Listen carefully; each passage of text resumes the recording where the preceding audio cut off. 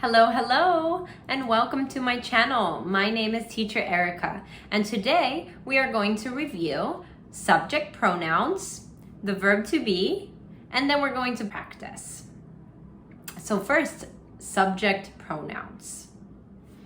I, you, he, she, it, we, they. Now the verb to be in present tense changes like this. I am. You are. He is. She is. It is. We are. They are. So now let's make some sentences. I am a teacher.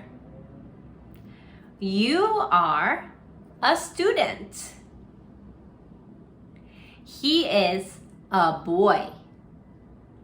She is a girl. It is a car.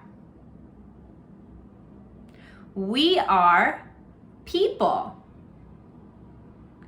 They are children.